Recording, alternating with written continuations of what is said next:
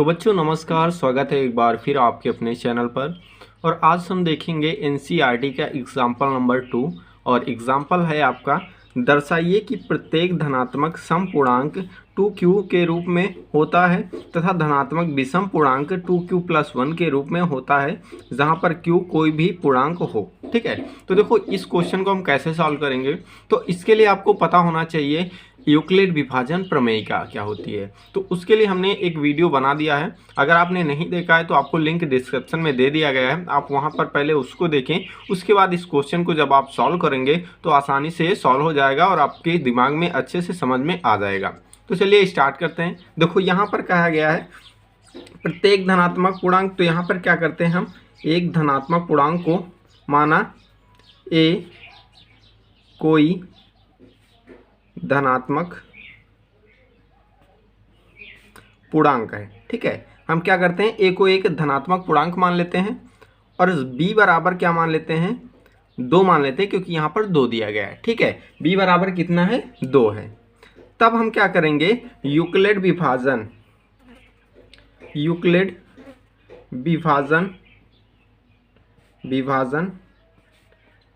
Algorithm से। ठीक है, एल्गोरिथम से। ठीक है, अब देखो एल्गोरिथम से क्या करते हैं हम किसी भी पूर्णांक ले लेते हैं, कोई भी पूर्णांक q के लिए जो आपका क्या होना चाहिए धनात्मक होना चाहिए। ठीक है, तो यहाँ पे लिखेंगे किसी भी पूर्णांक। अब धनात्मक के लिए आप ये लिख सकते हो किसी भी पूर्णांक q धनात्मक के लिए, या फिर आप q को मैथमेटिकली आप ऐसे लिखोगे q ग्रेटर देन और इक्वल टू 0। इसका मतलब ये हुआ कि q जो है वो 0 हो सकता है और 0 से बड़ा हो सकता है, मतलब नेगेटिव नहीं हो सकता, वो हमेशा धनात्मक होगा। ठीक है, तो यहाँ पे ये हो जाएगा के लिए। ठीक है, अब यहाँ पर इसके लिए क्या हो जाएगा आपका a जो होगा वो क्या होगा 2q+r के रूप में होगा, जहां पर r क्या हो सकता है। ठीक है, r क्या हो सकता है r बराबर 0 हो सकता है आपका, और r बराबर क्या हो सकता है 1 हो सकता है। ठीक है, r बराबर क्या हो सकता है 0 हो सकता है या तो 1 हो सकता है।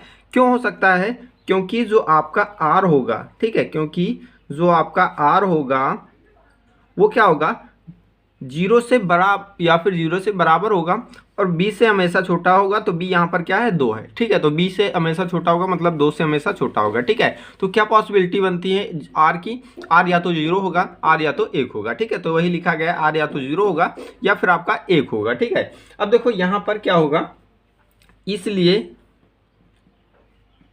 जो आपका a होगा, ठीक है, जब r बराबर 0 होगा तो a कितना हो जाएगा 2q होगा, तथा जब r आपका क्या होगा 1 होगा तो a बराबर कितना हो जाएगा 2q+1। ठीक है, अब देखो यहाँ पर जो है यहाँ पर जो a दिया गया है, ठीक है, a यदि a बराबर 2q होगा, ठीक है, जब 2q होगा तो यह एक सम पूर्णांक होगा। ठीक है, सम पूर्णांक क्यों होगा, सम पूर्णांक हम उसे कहते हैं जो 2 से पूर्णतया विभाज्य हो जाएं। तो यहाँ पर जो 2q दिया गया है ये 2 से हमेशा पूर्णतया विभाजित होगा। ठीक है, इसलिए ये क्या होगा, ये आपका एक सम पूर्णांक होगा, और तथा a बराबर जो 2q+1 दिया गया है वो क्या होगा एक धनात्मक विषम पूर्णांक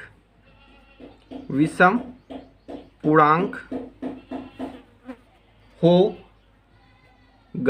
ठीक है, क्यों होगा, क्योंकि यहाँ पर 2q दिया गया है, ये आपका एक सम है, तो यहाँ पे सम के बाद आपका विषम आता है। ठीक है, तो क्रमांगत अगर देखेंगे तो सम के बाद विषम, विषम के बाद फिर सम। ठीक है, तो यहाँ पे अगर 2q जो है वो अगर सम है तो 2q+1 जो आएगा मतलब सम के बाद क्या आएगा विषम आएगा, तो वहां पर ये जो होगा एक विषम पूर्णांक होगा। ठीक है, इसीलिए क्या होगा यहाँ पर ये हो जाएगा आपका फ्रूट। ठीक है, तो इस प्रकार से हम इसको सॉल्व कर सकते हैं। तो आप हमारी इस वीडियो को लाइक करके चैनल को सब्सक्राइब कर लेना और वीडियो को ज़्यादा से ज़्यादा शेयर करना ताकि हमारे साथ ज़्यादा से ज़्यादा बच्चे जुड़ सकें।